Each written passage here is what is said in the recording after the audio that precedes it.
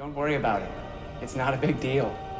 Why does everybody take everything so seriously all the time? This sentence might be one of the most important comic lines in modern times.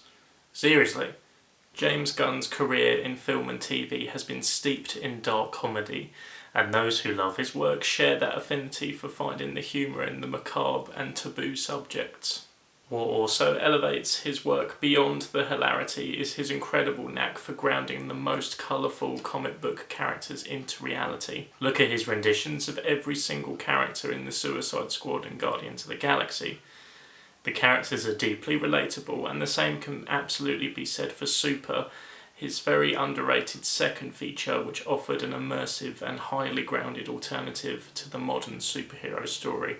The story focuses on Frank, played by Rainn Wilson, a thoroughly nice guy whose wife Sarah, played by Liv Tyler, is taken by a charismatic drug dealer, Jacques, played by Kevin Bacon. The stages of grief ensue as Frank struggles to come to terms with this sudden shift after he had already been realising Sarah slipping away romantically from him. During this, he experiences another in a long line of visions he has had in his life. This time, the Holy Avenger, played by Nathan Fillion, visits him and instructs him with the help of God, played by Rob Zombie, to become the Crimson Bolt and fight back, wreaking his twisted version of justice upon the world. That's right, my friends, and this is just the tip of the iceberg. The publicity for Super was definitely overshadowed by Kick-Ass being released worldwide. Certainly in the UK, Super only had a straight-to-DVD release, which I do think is a real shame considering how much this film has to offer. I really believe that this film should gain a cult status, and in my personal opinion, it does have a deeper emotional impact. In the prologue, we're instantly thrown into the story and Gunn's trademark humour. The film itself has a very independent DIY feel, just as the Crimson Bolt costume itself does.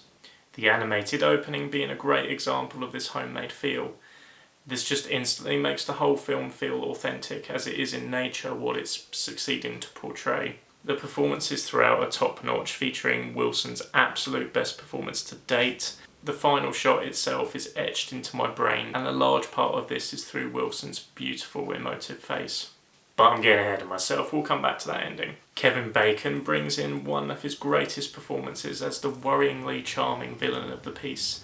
From the amazing Tarantino-esque delivery of the egg-cooking dialogue to the snarling, odious delivery of his last lines, he's a worthy opponent in our hero's plight. There's appearances from Gunn regulars Michael Rooker, brother Sean Gunn, and Greg Henry, with a fun cameo role by Linda Cardellini. And an incredible performance by the one and only Elliot Page in the role of Libby, aka Balti, Frank's friend and kid sidekick. The enjoyment Libby emotes and deeply feels through their battles, and the effort she puts in for brainstorming ideas for the heroic duo is really infectious and will enhance your already expanding devilish smile throughout the chaos on screen. It's also great to see Liv Tyler in a darker role. She has said in interviews that it took her a few days to really get into the skin of the character, due to it being quite a radical departure from what she's used to. Anyway, what we've all come here for is of course to talk about that wrench. Gunn's initial inspiration was to make a superhero movie about someone who was basically just a maniac with a pipe wrench. The wrench is Frank's choice of weapon to defend himself and exact justice on criminals, and is by no means a wasted opportunity in this film. All possible damage that it could inflict is explored, and it's no wonder that the criminals he's after become terrified of his psychosis. The injury detail on a skull splitting in one particular instance is just an amazingly dark and graphic detail that you can expect from James Gunn's films. We briefly talked about the life-changing epiphany that Frank experiences when talking about the plot synopsis. Completely skipped over the hentai influences that are featured in that scene. It's still one of the craziest, impactful visuals I've ever seen on screen, I think. Forever etched in the mind, there's a lot about this movie that will stay with you.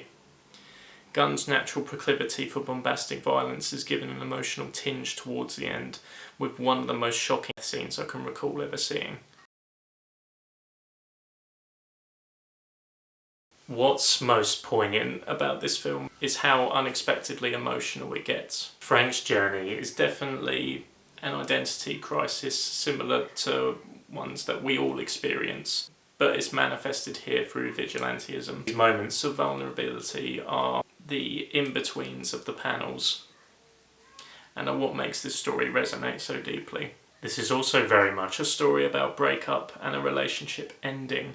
The relationship is inevitably doomed to fail during the course of the film, but what makes this all the more impactful is the ending. Frank's acceptance of their separation, then the images we are shown of his impact on Sarah's life and family is deeply moving. He got that rabbit after all. It's so good. Music and film are such a powerful combination. It's really one of the I can't overstate how much the music made an impact on me. How emotional that final scene is. Every time I watch it, I just end up breaking down in tears. It's so beautiful. Aftermath and Resolution is one of the finest pieces of film music I've ever heard, I think.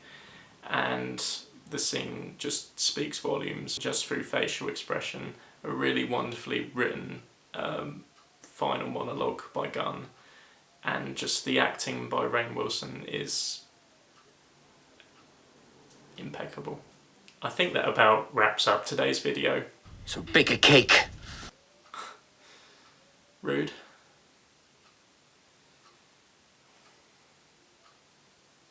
Thank you guys so much for watching. I hope you've enjoyed today's video. I've been really wanting to do this one for a while, as is the case with all my videos. I get around to them eventually, but this film I've loved since it first was released in the UK. So it's been basically a whole decade when I've been wanting to try and find a way about talking about this film. And if you haven't seen it, I'd really recommend going to see it straight away. Let me know if there's any films you want me to cover. As always, stay safe, my friends.